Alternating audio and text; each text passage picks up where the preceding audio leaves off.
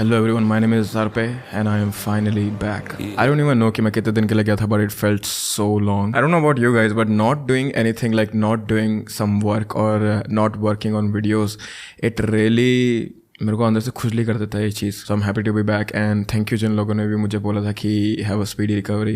It really meant a lot to me, seriously. आज जिस case की मैं बात करने जा रहा हूँ वो ट्रैजिक है और इस केस की पूरी डिटेल सुनकर तो मैं बस अक्यूज्ड पे ही नहीं बल्कि पूरे समाज पे गुस्सा आ जाएगा. कुछ हफ्तों पहले सोशल मीडिया पर एक वीडियो वायरल हुआ था. वीडियो में 12 साल की एक छोटी लड़की एक मोहल्ले के घर के बाहर खड़ी थी.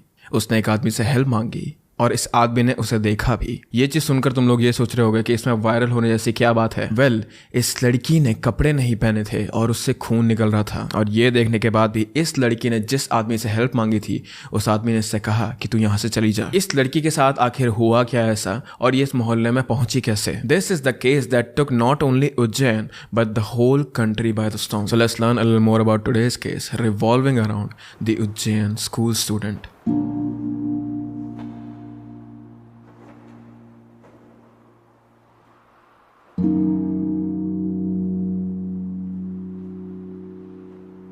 मध्य प्रदेश के सतना डिस्ट्रिक्ट के जैतेवाड़ा गांव के एक कच्चे घर में 12 साल की एक छोटी बच्ची अपने दादा, बड़े भाई और पापा के साथ रहती थी. उसकी माँ बहुत साल पहले ही कहीं चली गई थी जिनके बारे में ज़्यादा इन्फो नहीं है. तो उस बच्ची की केयर मोस्टली उसके दादाजी करते थे. She was in 8th standard और वो पढ़ाई में थोड़ी सी कमजोर थी, पर कमजोर होने के बावजूद भी ये लड़की हमेशा अपना 100% देती थी और स्कूल के बाहर भी ये कई सारे टेस्ट देती थी इन होप्स कि अलग अलग टेस्ट देने से उसकी स्टडीज में हेल्प हो जाएगी. तो वो रोज सुबह तैयार होके अपने कुछ दोस्तों के साथ पैदल ही स्कूल जाया करती थी और करीब 4 से 4:30 बजे तक वो स्कूल से घर वापस आ जाती थी. 24 सितंबर 2023 के दिन वो नॉर्मल अपने यूजुअल डे की तरह सुबह तैयार हुई, पर उस दिन उसका ओलंपियाड का एग्जाम था. तो सुबह अराउंड 9 बजे वो अपने स्कूल में पढ़ने वाले 7 और बच्चों के साथ एक रिक्शा में बैठी जहाँ से वो मांझा गांव गई. मांझा गांव पहुँचने के बाद वो उस स्कूल में गई जहाँ पर उसका ओलंपियाड का एग्जाम था, पर उस स्कूल में एक प्रॉब्लम हो गई. जैसे ही वो हॉल में पहुंची उसे ये पता चला कि उसके एडमिट कार्ड में कुछ प्रॉब्लम है, जो कि बाद में ये चीज़ बाहर आई थी कि उसके एडमिट कार्ड में एक्चुअली कुछ प्रॉब्लम नहीं थी. टीचर के साथ मिसअंडरस्टैंडिंग हो गई थी उसका एडमिट कार्ड पढ़ने में. तो एग्जाम ना देने की वजह से और मांझा गाँव के बारे में ज़्यादा कुछ पता न होने की वजह से वो स्कूल से बाहर आई और वो एक रिक्शे में बैठी. रिक्शे वाले ने उससे पूछा कि तुम्हें कहाँ जाना है, तो उसे डायरेक्शन तो पता नहीं थी. तो उसने कहा कि भैया सीधे ही चल लो. पर कुछ दूर चलने के बाद उसने रिक्शा वाले को ये कहा कि भैया मेरे पास पैसे नहीं है. तो रिक्शे वाले ने उसे बीच रास्ते में ही उतार दिया, जिसके बाद वो चल के मांझा गांव की मेन जगह में आ गई. तो ये सब कुछ हुआ अराउंड 10 बजे तक. अब जब वो वापस चल रही थी तो उसके दादाजी ने उसे जाते हुए देख लिया था एंड उसके दादाजी को ये चीज पता थी कि क्योंकि हमारी बेटी घर से ज्यादा बाहर नहीं जाती तो उसे रास्ते के बारे में कुछ पता नहीं होगा, इसीलिए वो उस बच्ची को अपने साथ घर वापस लेकर आ गए. उन्होंने उसे समझाया बुझाया कि कोई बात नहीं, अगले साल तुम एग्जाम दे देना, इसमें कोई बड़ी बात नहीं है. और ये कहने के बाद वो वापस अपने काम पे चले गए. Again this was around 10 AM. पर दादाजी जब शाम को करीब 6 बजे घर वापस आए तो उन्होंने देखा कि वो लड़की घर में नहीं थी. So now he was panicking और वो इधर उधर अपनी पोती को ढूंढने लग गए. तो वो पुलिस स्टेशन गए अपनी पोती की मिसिंग रिपोर्ट लिखाने, लेकिन वहां के पुलिस ऑफिसर से उन्हें ये कहा कि अपनी बच्ची को तुम खुद ढूंढो या फिर एटलीस्ट एक दिन रुको. पुलिस वालों ने उसके दादाजी से ये कहा कि अपनी बेटी को एक दिन का मौका दो, एक दिन तक रुको, अगर वो एक दिन में घर वापस नहीं आई तो हम उसे खुद ढूंढने चले जाएंगे. पुलिस वालों को क्या फर्क पड़ता था कि किसकी बेटी गायब हुई, क्या गायब हुई है ना, उनके लिए तो बस ये प्रोटोकॉल था. पर उसके दादाजी का दिल नहीं माना और वो चले गए अपने पोती को ढूंढने के लिए पूरी रात भर. पर अगली सुबह तक उनकी पोती वापस घर नहीं आई थी, तो इसीलिए दादाजी वापस गए पुलिस स्टेशन और इस बार पुलिस ने एक्चुअली उनकी मिसिंग पर्सन रिपोर्ट लिखाई. On 25 September this girl was scene almost 700 kilometres away from Satna और वो वहां उज्जैन की स्ट्रीट्स पर ऐसे ही घूम रही थी मदद मांगते हुए. इस बच्ची के शरीर पर कपड़े नहीं थे, उसके शरीर से खून निकल रहा था और वो 8 किलोमीटर तक चलते चलते लोगों से मदद मांग रही थी. करीब 2.5 घंटे तक for 2.5 hours of walking in pen, asking for help and begging.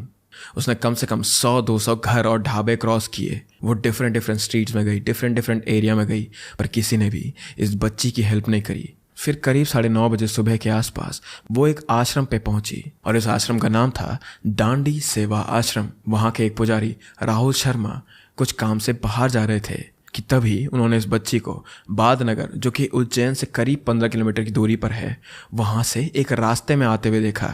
He saw her in that state and उन्होंने उसे तुरंत अपने कपड़े दिए उसका शरीर ढकने के लिए। नाउ क्योंकि एक पुजारी थे तो यू कैन इमेजिन कि उन्होंने कितने कपड़े पहने होंगे, इसीलिए वो लड़की को छुपाते छुपाते जल्दी से अपने मंदिर लेकर आ गए। उन्होंने उससे पूछने की कोशिश की कि वो कहाँ रहती है, उसके पेरेंट्स कहाँ हैं, पर इस बच्ची की लैंग्वेज पुजारी राहुल शर्मा को समझ नहीं आ रही थी। और तो और ये बच्ची बोल नहीं पा रही थी, शी वाज स्कैर्ड, और जितनी भी चीजें वो बोल रही थी वो भी पुजारी जी को समझ नहीं आ रही थी। तो पुजारी जी को ये एहसास हो गया था कि हाँ ये बच्ची डर गई है, ये बोलेगी तो कुछ नहीं पर एटलीस्ट ये लिख तो सकती है। तो उन्होंने इस बच्ची को एक पेन और पेपर दिया, ये सोचकर कि वो एटलीस्ट कुछ फोन नंबर या अपने पेरेंट्स का नाम या फिर कुछ तो लिखेगी, पर वो इतनी डरी हुई थी, वो इतना कांप रही थी कि वो भी नहीं लिख पाई। यहाँ तक कि उन्होंने उसे अपना फोन भी दिया कीपैड ओपन करके, पर फिर भी ये बच्ची कुछ नहीं टाइप कर पा रही थी। The only thing she replied to was, जब पुजारी जी ने ये पूछा क्या तुम्हें भूख लगी है, तब उसने बस अपना सर नोट करा और एक यस का इशारा करा। I can not imagine her state. 12 साल की एक छोटी सी बच्ची 2.5 घंटे तक हेल्प मांगती रही, थिंकिंग कि कोई उसकी मदद करेगा, कोई तो उसे बचाने आएगा, but people they just should her away and लोगों ने इसे इग्नोर करा, अपने घर से भगाया। उस हालत में देखने के बाद भी सीरियसली हमारे कंट्री के लोग कैसे बनते जा रहे हैं। सोमवार के दिन प्रातःकालीन 9:26 पर मुझे अपनी किसी एक इमरजेंसी मीटिंग में शामिल होने के लिए आश्रम से बाहर जाना था।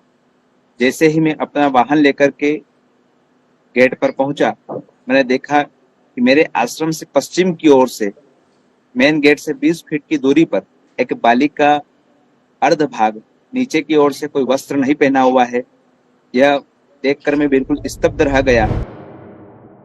नौ क्योंकि पुजारी राहुल शर्मा को इस लड़की से कोई भी आंसर नहीं मिल रहा था अब, तो उन्होंने अपने जगह की पुलिस को इन्फॉर्म करा और वो पुलिस वहां 20 मिनट में पहुंच गई। पुजारी जी ने पुलिस वालों को सब कुछ समझाया और उसके सीधा बाद पुलिस वाले इस बच्ची को हॉस्पिटल लेके गए। इस लड़की का मेडिकल एग्जामिनेशन हुआ, जिसके बाद ये चीज सामने आई कि इस लड़की के साथ जोर जबरदस्ती करी गई है। और सिर्फ जोर जबरदस्ती ही नहीं, इस लड़की पर इतनी चोटें लगी हुई थी, हर कंडीशन वॉज सो सीरियस कि उसे इंदौर के एक हॉस्पिटल में ट्रांसफर करना पड़ा। और अगर तुम लोग को इस बात की डेप्थ समझ नहीं आ रही है, तो इस लड़की की हालत इतनी ज्यादा सीरियस थी कि जब वो हॉस्पिटल गई उसके बाद चीजें इतनी एस्केलेट हो गई थी कि बिना एफआईआर दर्ज करे हुए पुलिस ने उसे सीधा पहले इंदौर ले जाना सही समझा। Currently she has undergone surgery and she is now stable. अब अपरोर हो गया था, इस लड़की के साथ क्या हुआ, इस बच्ची की हालत ने कैसे करी, भले अपने स्कूल से वहां कैसे पहुंच गई। इस सभी चीजों का जवाब जानने के लिए एक स्पेशल इन्वेस्टिगेशन फोर्स बनाई गई, जिसमें 28 पुलिस ऑफिसर थे, जिन्होंने इस केस पर पूरी 4 रात बिना सोए हुए काम करा।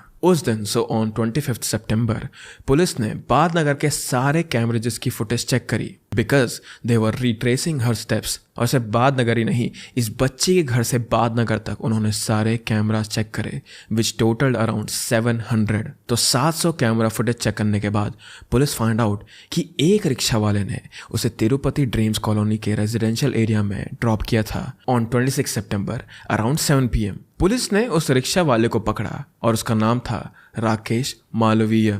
जब पुलिस ने उसका रिक्शा सर्च करा तो उन्हें उसके रिक्शा में कुछ खून के धब्बे मिले, जो कि रिक्शा वाले के बैक सीट पर थे। पर रिक्शा वाले का कहना यह था कि उसने इस बच्ची को ऐसे ही खून भरी हालत में पाया था। ये बच्ची रास्ते के साइड में चल रही थी और उसने इस बच्ची को जीवन कैदी से अपने ऑटो में बिठाया। उसके बाद कम से कम 400 मीटर तक वो एक पुलिया से तिरुपति ड्रीम कॉलोनी की तरफ गया और उसने वहां इस बच्ची को ड्रॉप करा। उस पूरे टाइम पर ये बच्ची रो रही थी और डरी हुई थी, उसके कपड़े फटे हुए थे। तो राकेश ने उसे अपना खाकी शर्ट पहनने के लिए दिया। उसने ये भी बताया कि she was trying to tell him कि उसके साथ कुछ हुआ है, बट ही थॉट कि ये लड़की कहीं आसपास ही रहती होगी तो वो चल के अपने घर चले जाएगी। So he dropped her near by, ताकि अगर बाद में कोई चीज हो या फिर बाद में कोई केस हो तो उस रिक्शा वाले तक, राकेश तक वो चीज वापस ना आए। पुलिस को इन्फॉर्म करने के बजाय, इस बच्ची को पुलिस पे ले जाने के बजाय उसने बस इस लड़की को ड्रॉप कर दिया था वहां पे। राकेश को अकॉर्डिंग उसने जब पहली बार इस स्कूल की बच्ची को देखा था तो उसे समझ नहीं आया कि उसे करना क्या चाहिए। उसके लिए ये चीज फर्स्ट टाइम थी कि किसी ऐसी सिचुएशन में वो फंस चुका है। पर जब पुलिस वाले राकेश से इन्वेस्टिगेशन कर रहे थे, इस रिक्शा वाले से इन्वेस्टिगेशन कर रहे थे, तो उसने ये चीज एडमिट करी थी कि उसे अब गिल्टी फील होता है कि काश मैं पहले पुलिस को बता देता ये चीज जो भी हुई थी इस लड़की के साथ, तो अभी वो ठीक होती। But still police charge Rakesh under IPC 176। Upon more investigation police को उज्जैन स्टेशन के बाहर एक कैमरा फुटेज में ये बच्ची दिखी। 25 सितंबर के 3 बजे से करीब 5 बजे तक इस बच्ची ने 3 और ऑटो रिक्शा वाले ड्राइवर्स के साथ इंटरेक्ट किया था। वो हर एक ऑटो रिक्शा वाले से बात कर रही थी, पर लास्ट में वो 3rd ऑटो रिक्शा में बैठी और इसके बाद ये ऑटो रिक्शा यहाँ से गायब हो गया था। She was later found near जीवन कैदी by राकेश, जिसने उसे तिरुपति कॉलोनी के पास ड्रॉप किया। सो एटलीस्ट राकेश की उतनी स्टोरी तो सच है।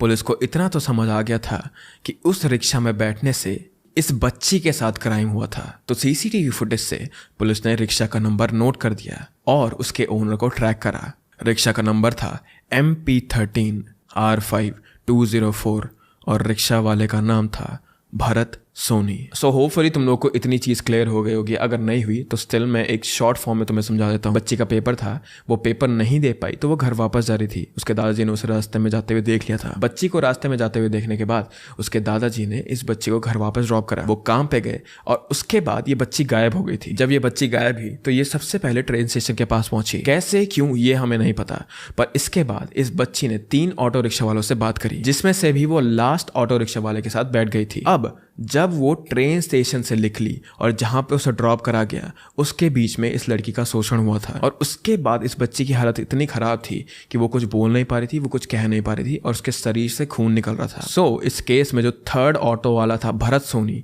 ही वॉज द मेन अक्यूज्ड। पर ये भरत सोनी है कौन?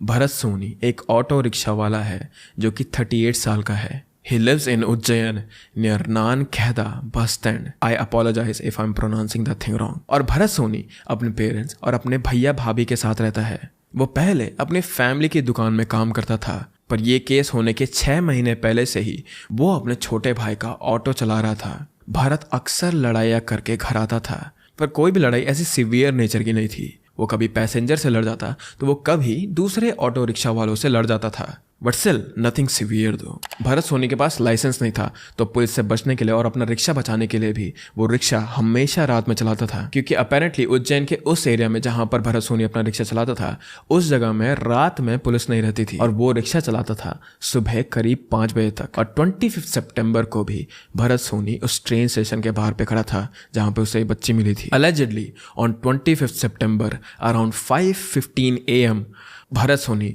बच्ची को रिक्शा में बिठाकर जीवन कैदी गांव के एक सिक्लूडेड और रिमोट जगह पर लेकर गया। वहां उसने इस बच्ची का शोषण करा और शोषण करने के बाद इस बच्ची के साथ जोर जबरदस्ती करने के बाद वो वहां से भाग गया। वो भागकर अपने घर गया और उसने ऐसा प्रिटेंड करा कि जैसे कुछ हुआ ही ना हो। After going home he was doing his usual routine. Bharat Soni के फादर राजू सोनी के अकॉर्डिंग उन्हें इस न्यूज के बारे में सोशल मीडिया के थ्रू पता चला और जब उन्होंने भरत को ये चीज बताई तो भरत ने ऐसा प्रिटेंड करा कि वो पहली बार इसके बारे में सुन रहा है। He acted like as if nothing happened. तो अपने बेटे के यूजुअल प्रिटेंड करने के बाद उन्हें ऐसा बिल्कुल भी डाउट नहीं हुआ कि मेरा बेटा इस चीज में इन्वॉल्व होगा। उन्हें ऐसा लगा ही नहीं कि मेरे बेटे ने एक क्राइम करा होगा। So after that day police was on lookout for Bharat. Police ने भरत का मोबाइल ट्रैक करा और क्राइम के 3 दिन बाद सो ऑन 28 सितंबर पुलिस ने भरत को कस्टडी में ले लिया। बहुत इंटेरोगेशन के बाद Bharat finally admitted to his crimes और उसके अगेंस्ट एक केस रजिस्टर हुआ अंडर IPC सेक्शन 376, क्योंकि पुलिस को इस बच्चे से ज़्यादा कुछ इन्फॉर्मेशन नहीं मिल पाई थी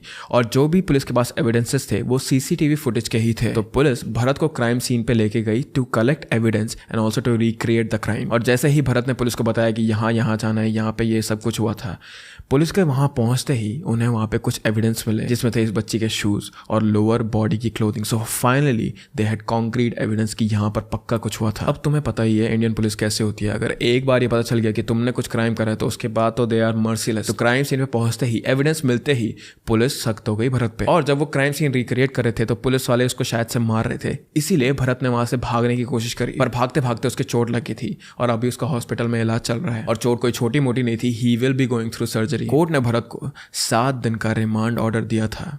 That's the latest update on this case. जिस दिन मैं ये वीडियो रिकॉर्ड कर रहा हूँ उस दिन का लेटेस्ट अपडेट यही है। सो अगर आप फ्यूचर में इस चीज को देख रहे हो please check my pinned comment. See police वालों के पास यहाँ पर 2 टाइप के एविडेंस है। एक तो टेक्निकल एविडेंस हो गया उनके पास जो कि CCTV फुटेज है, और उनके पास फिजिकल एविडेंस भी है जो कि इस बच्ची के शूज और लोअर पार्ट ऑफ बॉडी के कपड़े थे। और तो और भरत ने अपना क्राइम कन्फेस करा था और वो खुद पुलिस वालों को वहां पर लेके गया था जहां पे क्राइम हुआ था। And from CCTV footage they also have the number plate of rickshaw जो कि उसके भरत के भाई के नाम पर है। ओवरऑल मैं ये कहना चाह रहा हूँ कि भरत अब कहीं भी भाग के नहीं जा सकता। I know you might be wondering कि पूरे वक्त जब वो लड़की मदद मांग रही थी तो क्या किसी ने भी उसकी मदद नहीं करी, किसी ने भी इस लड़की की बात नहीं सुनी, किसी ने भी इस बच्ची की बात नहीं सुनी। See when police found her out, तब इस बच्ची के पास 120 रुपए मिले थे and she even crossed a toll booth on her way.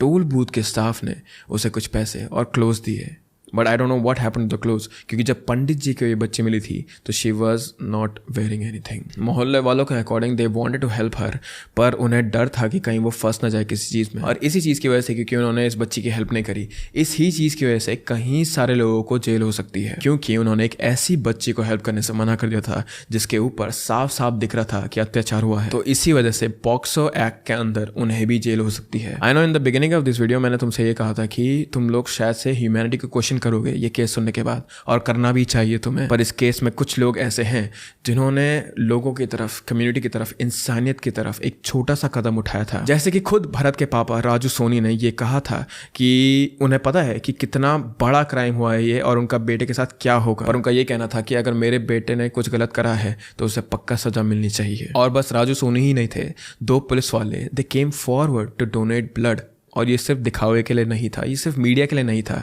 They came forward to give her blood when nobody was watching. Ajay Verma जो कि पुलिस ऑफिसर है महाकाल पुलिस स्टेशन में, जिन्होंने ये केस सॉल्व किया, उन्होंने प्रॉमिस किया है कि वो इस बच्ची की पढ़ाई और हेल्थ केयर को स्पॉन्सर करेंगे। And also we should not forget about the Pandit ji Rahul Sharma, जिनकी वजह से ही हमें इस बच्ची के बारे में एक्चुअली पता चला था, क्योंकि अगर वो हेल्प ना करते तो पता नहीं क्या होता इस बेचारी के साथ। सो मेरा एंड स्टेटमेंट यहाँ पर यही है कि as a society we should ask this question, why, क्यों उस बच्ची की हेल्प नहीं करी गई, क्यों इतने बड़े बड़े घर में रहने वाले लोगों ने उसे अपने घर में नहीं बुलाया, और क्यों हमें इतने सारे केसेस सुनने के लिए मिलते हैं लड़कियों के against. But with that Ujjain की इस बच्ची का केस अभी यहीं पर होल्ड पर है। बट बिफोर यू गो, अगर आप लोगों को ट्रू क्राइम डॉक्यूमेंट्रीज देखना पसंद है then please subscribe to me. And with that I hope you all are happy, I hope you all are healthy.